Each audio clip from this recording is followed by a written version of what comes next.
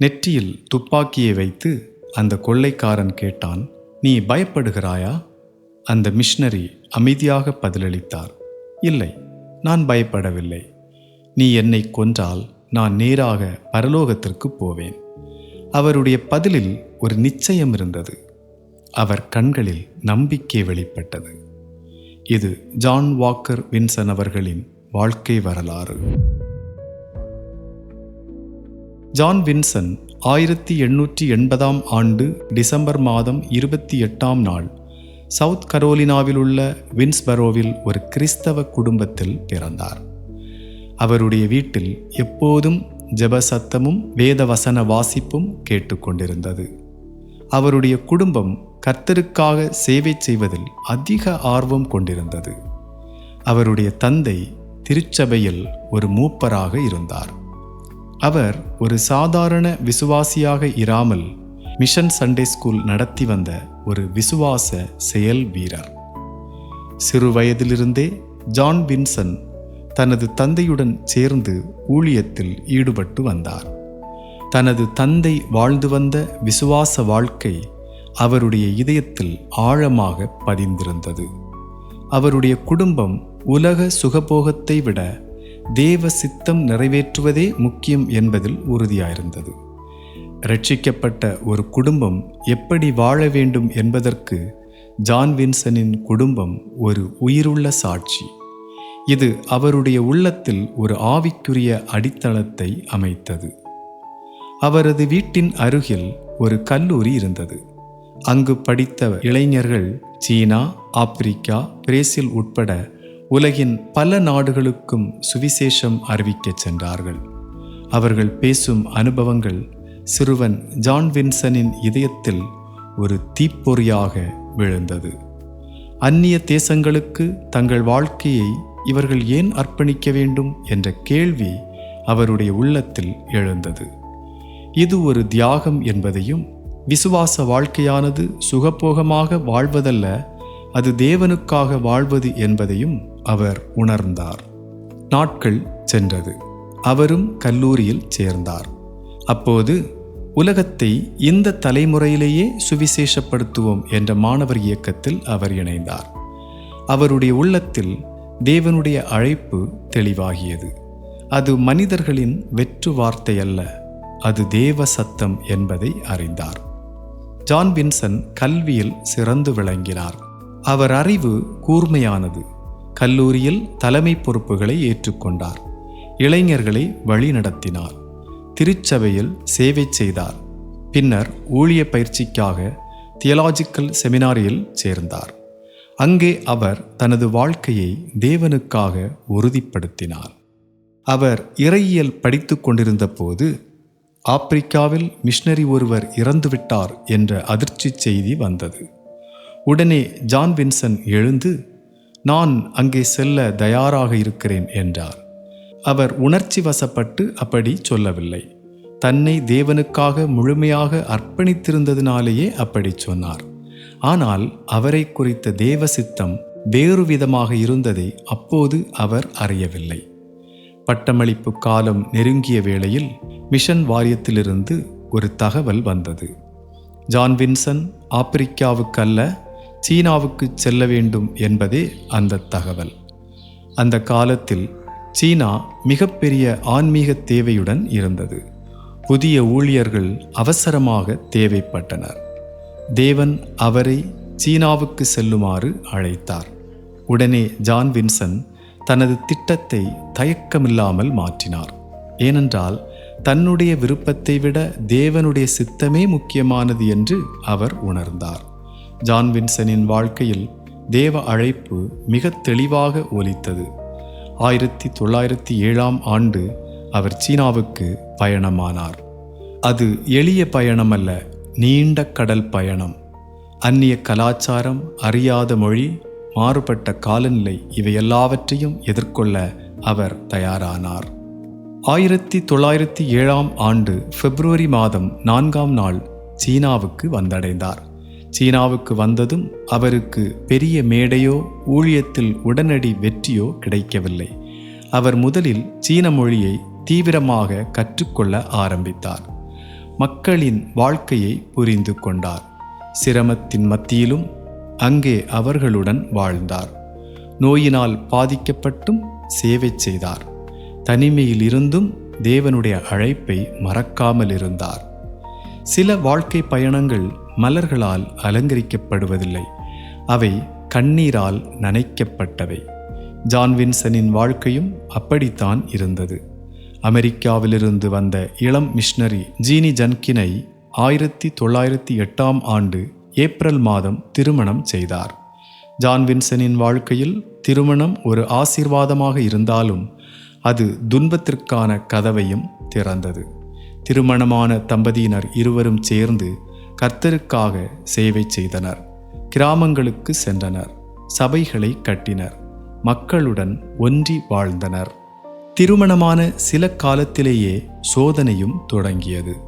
John Vinson கடுமையான உடல்நலக் குறைவால் பாதிக்கப்பட்டார். அவரது உடல் பலவீனமடைந்தது. நீண்ட நாள் நோய் அவரை தொடர்ந்து துன்புறுத்தியது. பலமுறை படுக்கையில் விழுந்தார். சில நேரங்களில் மரணத்தின் நிழல் அவரை நெருங்கியது. ஜீனியும் ஆரோக்கியத்தில் சவால்களை சந்தித்தார். சீனாவின் கடினமான காலநிலை, சாதாரண வசதிகளின் பற்றாக்குறை, தொடர்ச்சியான பயணங்கள் அவர் உடலை சோர்வடையச் செய்தது. ஒருமுறை ஜான் வின்சன் மிகவும் ஆபத்தான நிலையில் தொலைதூர மருத்துவமனைக்கு சிகிச்சைக்காக கொண்டு செல்லப்பட்டார். அது ஒரு அசௌகரியமான படகு பயணம். மிகவும் கடினமாக இருந்தது.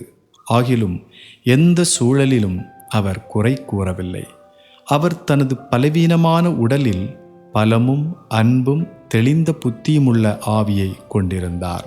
ஜான் வின்சன் தம்பதியின் ஊழிய பயணத்தில் இதயத்தை உடைக்கும் வேதனையும் அவர்களோடு பயணித்தது. ஆகிலும் அவர்கள் கர்த்தருக்குச் செய்யும் சேவையில் எந்த குறைவும் வைக்கவில்லை. ஜான் வின்சன் கிராமங்களுக்கு பயணம் செய்தார், மக்களுடன் பேசினார், அவர்களுக்கு கற்றுக் கொடுத்தார். அவருடைய வாழ்க்கை சிரமமும் சேவையும் கலந்த கலவையாக இருந்தது. ஒரு நாளில் மகிழ்ச்சி, மற்றொரு நாளில் கண்ணீர். ஆனால் கர்த்தரிடத்தில் வைத்திருந்த விசுவாசம் ஒருபோதும் குன்றிப் போகவில்லை. அவர்கள் இருவரும் தங்கள் சுகத்தை விட தேவ சித்தத்தை பெரிதாக எண்ணினர். வாழ்க்கையில் சில காயங்கள் கண்ணுக்கு புலப்படாது, ஆனால் அவை இதயத்தை ஆழமாக கிழிக்கும். ஜான் வின்சனின் வாழ்க்கையில் வந்த சோதனைகள் நோயாகவும் இழப்புகளாகவும் வெளிப்பட்டன. அவருடைய இதயம் உடைந்தது. அந்த உடைந்த இதயத்திலும் விசுவாசம் மட்டும் உயிருடன் இருந்தது. பெற்றோருக்கு பெரிய வேதனை தருவது என்ன தெரியுமா? தாங்கள் பெற்ற குழந்தையை மண்ணுக்கு ஒப்படைப்பது. வின்சன் தம்பதிக்கு 6 குழந்தைகள் பிறந்தார்கள். அவர்களில் 3 குழந்தைகள் இறந்துவிட்டார்கள். சீனாவின் கடினமான சூழல், மருத்துவ வசதிகளின் குறைபாடு, பலவீனமான உடல் ஆகியவற்றால் அந்த சிறு உயிர்களை பாதுகாக்க முடியவில்லை. ஒரு சிறிய பெட்டியில் தங்கள் குழந்தைகளை வைத்து புதைத்தபோது அவர்களின் இதயம் எப்படி இருந்திருக்கும்? ஆனால் இவை எல்லாவற்றிலும் அவர்கள் தேவன் பேரில் குற்றம் சுமத்தவில்லை. பிறந்த சில காலத்திலேயே 2 பிஞ்சு ஆண் குழந்தைகள் மரணமடைந்த போது வின்சனின் மனைவி ஜீனி எழுதிய வார்த்தைகள் அவர்கள் உள்ளத்தை வெளிப்படுத்தியது. அவர், நாங்கள் எங்கள் சிருஷ்டிகரின் முன் அமைதியாக நிற்கிறோம், அவர் எதை செய்தாலும் நன்மைக்காகவே செய்வார் என்று எழுதினார். குழந்தைகளை இழந்த வேதனை ஆறுவதற்கு முன்பே இன்னொரு மிகப்பெரிய வேதனை அடியெடுத்து வந்தது. 1923ஆம் ஆண்டு ஜீனி ஒரு பெண் குழந்தையை பெற்றார். அந்த மகிழ்ச்சியை அவர்களால் நெடுநாட்கள் அனுபவிக்க முடியவில்லை. குழந்தை பிறந்த சில நாட்களிலேயே ஜீனியின் உடல் மோசமாக பலவீனமடையத் தொடங்கியது. மருத்துவ உதவிகள் செய்தும் பலனில்லை. இறுதியில் ஜீனி தன் கண்களை மூடினார். அவருடைய மரணம் ஜான் வின்சனின் வாழ்க்கையில் மிக ஆழமான இருளாக மாறியது. தனது குழந்தைகள் புதைக்கப்பட்ட அதே மண்ணில் தனது மனைவியையும் ஒப்படைத்தார். இப்போது ஜான் வின்சன் தனது மற்ற குழந்தைகளுடன் தனியாக இருந்தார். உடல் பலவீனத்தால் கஷ்டப்பட்டு வந்த அவர் விரும்பியிருந்தால் அமெரிக்காவுக்கு திரும்பியிருக்கலாம். ஆனால் அவர் அப்படி செய்யவில்லை. தனது குழந்தைகளை கல்விக்காக உறவினர்களிடம் அனுப்பினார். அவரோ சீனாவில் உள்ள கிராமங்களுக்கு சென்றார். சுவிசேஷம் அறிவித்தார். புதிய ஆத்துமாக்களை கிறிஸ்துவுக்காக ஆதாயப்படுத்தினார். நோயும் இழப்பும் தனிமையும் இருந்தன. ஆனால் கர்த்தருக்காக ஊழியம் செய்வதில் இருந்த மகிழ்ச்சி மட்டும் அவரை விட்டு குறையவில்லை. ஜான் வின்சன் நகர மையங்களிலும் கிராமங்களிலும் ஊழியம் செய்தார். அவர் தூசி நிறைந்த பாதைகளில் பயணித்தார். சில கிராமங்களுக்கு செல்ல பல மணி நேரங்கள் நடந்தார். சில இடங்களுக்கு படகில் பயணம் செய்தார். வேறு சில இடங்களுக்கு குதிரைகளிலும் கால்நடை வண்டிகளிலும் பயணித்தார். அவர் இப்படி கஷ்டப்பட்டது தன்னுடைய சுகத்திற்காக அல்ல, சுவிசேஷத்திற்காய். சிறிய கூடாரங்களில், மண் சுவர்களுள்ள வீடுகளில், மரத்தடியில் கூட அவர் பிரசங்கித்தார். புதிதாய் வந்த விசுவாசிகளை விசுவாசத்தில் உறுதிப்படுத்தினார். அநேகரை கிறிஸ்துவுக்குள் வழிநடத்தினார். ஒவ்வொரு ஆத்துமாவையும் முக்கியமானதாக எண்ணினார். ஒரு மனிதன் கிறிஸ்துவை அறிந்தால் ஒரு குடும்பம் மாறும். ஒரு குடும்பம் மாறினால் ஒரு கிராமம் மாறும். இதுவே அவருடைய எண்ணம். அவரது ஊழிய பயணங்களின் சில இரவுகளில் அழுக்கான படுக்கைகள்தான் கிடைத்தன. பல இரவுகள் குளிரில் நடுங்கினார். சில இடங்களில் பூச்சிகள் நிறைந்த அறைகளில் தங்கினார். இங்கே பூச்சிகள் கூட என்னை வரவேற்க வரிசையாக நிற்கின்றன என்று அவர் ஒருமுறை நகைச்சுவையாக கூறினார். நோயினால் சோர்வடைந்த உடலிலும் ஒரு மகிழ்ச்சியான மனம் அவரிடம் இருந்தது. சீனாவில் அரசியல் மற்றும் சமூக கலவரங்கள் வெடித்த காலத்தில் பல மிஷனரிகளின் வாழ்க்கை கடினமாக மாறியது.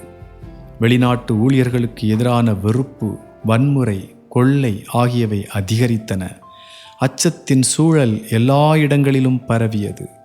அந்த சூழலில் ஜான் வின்சனின் வீடும் தாக்குதலுக்குள்ளானது.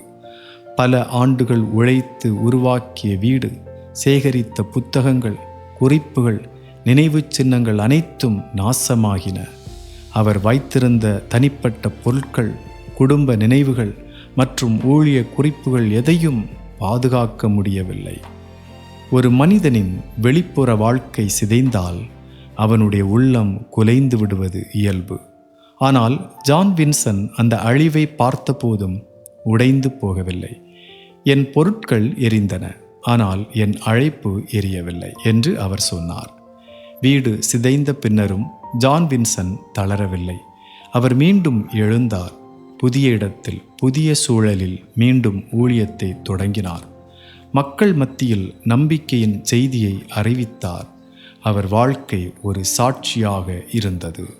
வாழ்க்கையின் இறுதி ஆண்டுகளில் ஜான் வின்சனின் உடல் பலம் இன்னும் குறைந்தது.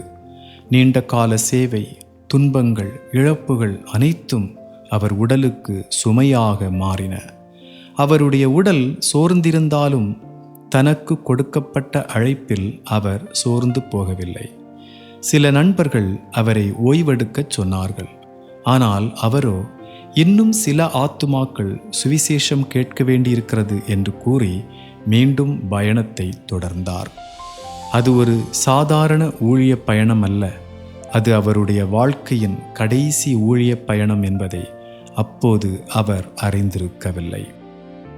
அந்த காலகட்டத்தில் சீனாவின் பல பகுதிகளில் சட்டமின்மை அதிகரித்திருந்தது. ஆயுதம் ஏந்திய கொள்ளைக்கார கும்பல்கள் கிராமங்களை அச்சுறுத்தி கொண்டிருந்தன. பயணிகள் பாதுகாப்பாக செல்ல முடியாத சூழல் அங்கு காணப்பட்டது. 1931 ஆண்டு நவம்பர் மாதம் யாங்கிஜியாஜி கிராமத்தில் உள்ள ஒரு சபைக்கு ஜான் வின்சன் சென்றிருந்த போது ஆயுதம் ஏந்திய கொள்ளையர்களால் பிடிக்கப்பட்டார். 600க்கு மேற்பட்ட கள்வர்கள் கிராமத்தை சூழ்ந்தனர். பலரை பிணையாக எடுத்தனர். வின்சனும் அவர்களில் ஒருவராக இருந்தார். அவருடைய பொருட்கள் பறிக்கப்பட்டன. அவர் வெளிநாட்டவர் என்பதாலும் மிஷனரி என்பதாலும் சந்தேகத்திற்குள்ளானார். அரசு படைகள் கொள்ளையர்களை தொடர்ந்து வந்தபோது வின்சனை விடுவிக்க முன்வந்தனர். ஆனால் அவரோ முதலில் சீன பிணையாளர்களை விடுவிக்க வேண்டும் என்று கேட்டார். அவர்களோ மறுத்துவிட்டனர். குழப்பத்தில் பலர் கொல்லப்பட்டனர். அந்த தருணத்தில் கொள்ளைக்காரர்கள் அவரை தங்கள் கட்டுப்பாட்டில் கொண்டு ஓடினர். ஜான் வின்சனின் கண்களில் அச்சமில்லை, உறுதி இருந்தது. மரணம் அவருக்கு பயங்கரமான முடிவாய் தெரியவில்லை, அது நித்திய வாழ்வின் வாசலாய் தோன்றியது. ஒரு கள்வன் வின்சனை பார்த்து, நான் உன்னை கொல்லப் போகிறேன், உனக்கு பயமா என்று கேட்டான். வின்சன் அமைதியாக, கொல்லுங்கள், நான் நேராக என் தேவனிடம் செல்லுவேன் என்று பதிலளித்தார். அவர்கள் அவரை சுட்டு கொன்று கொடூரமாக தலையை வெட்டினர். ஜான் வின்சனின் மரணச் செய்தி வேகமாக பரவியது. அவரை அறிந்தவர்கள் அவருக்காக கண்ணீர் சிந்தினார்கள். அவர் சேவை செய்த மக்கள், அவர் மூலமாக சுவிசேஷத்தை கேட்டவர்கள், அவரால் ஆறுதலடைந்தவர்கள் அனைவரும் மனமுடைந்தனர். ஜான் வின்சன் சீனாவில் உயிர்நீத்த முதல் சதன் பிரெஸ்பிட்டேரியன் மிஷனரி ஆவார். அவரது உடலை மிஷனரி எட்வர்ட் கியூரி கண்டுபிடித்து லியாங்யுங்காங் அருகே அடக்கம் செய்தார். அவருடைய மரணம் அவர் செய்து வந்த ஊழியத்தை முடக்கவில்லை. அவரது 3 குழந்தைகளும் பின்னர் மிஷனரிகளாக சென்றார்கள். சிறைப்பிடிக்கப்பட்டிருந்த ஜான் வின்சனுக்கு தப்பிக்க ஒரு வாய்ப்பு இருந்தும் அவர் தன்னோடு பிணையாக பிடிக்கப்பட்ட சீன மக்களை குறித்தே அதிக அக்கறை கொண்டிருந்தார். அவர்களை காப்பாற்ற எண்ணினார். அவருடைய விசுவாசமும் உண்மையும் அவருடைய மரணத்திற்கு பின்பும் பேசப்பட்டன. ஜான் வின்சனின் மரணம் ஒரு முடிவு அல்ல, அது தலைமுறைகள் பேசும் ஒரு ஜீவனுள்ள சாட்சி. அவர் போதித்த நற்செய்தி வார்த்தைகளில் மட்டுமல்ல, அவரது நடையில், பேச்சில், தியாகத்தில் அன்புடன் வெளிப்பட்டது. மிஷனரிகளின் வாழ்க்கை வெளியிலிருந்து பார்க்கும்போது சாதாரணமாக தோன்றலாம், ஆனால் அதன் பின்னால் எண்ணற்ற சவால்களும் அமைதியான தியாகங்களும் மறைந்திருக்கின்றன. ஜான் வின்சனின் வாழ்க்கையும் அதற்கு விதிவிலக்கல்ல. சீனாவில் அவர் மேற்கொண்ட ஊழியம் தினமும் புதிய புதிய போராட்டங்களை எதிர்கொண்டது. ஒரு புதிய கலாச்சாரத்தில் ஒரு அந்நியராக வந்தவரை எல்லோரும் உடனே ஏற்றுக்கொள்வதில்லை. சிலர் சந்தேகத்துடன் பார்ப்பார்கள், சிலர் எதிர்ப்பார்கள். புதிய நம்பிக்கையை பற்றிய பயமும் தவறான புரிதல்களும் இருந்து கொண்டிருக்கும். ஜான் வின்சனுக்கு வந்த எதிர்ப்புகளுக்கு அவர் வாதங்களால் பதிலளிக்கவில்லை, அன்பினால் பதிலளித்தார். காலப்போக்கில் அவரது பொறுமை மக்களின் மனதை திறந்தது. அன்பினால் கிறிஸ்துவின் சேவை செய்து வந்த ஜான் வின்சனின் வாழ்க்கை ஒரு வரலாறு மட்டுமல்ல, அது நமக்கு முன் வைக்கப்படுகிற ஒரு சவால். நம்முடைய வாழ்க்கையிலும் ஊழியத்திலும் பல சவால்கள் வரலாம். அந்த சவால்கள் நமக்குள் எதை கொண்டு வருகிறது? பயத்தையா, விசுவாசத்தையா? எந்த நிலை வந்தாலும் நம்மோடு பயணிக்கிற ஒரு கர்த்தர் உண்டு என்பதை மறக்க வேண்டாம்.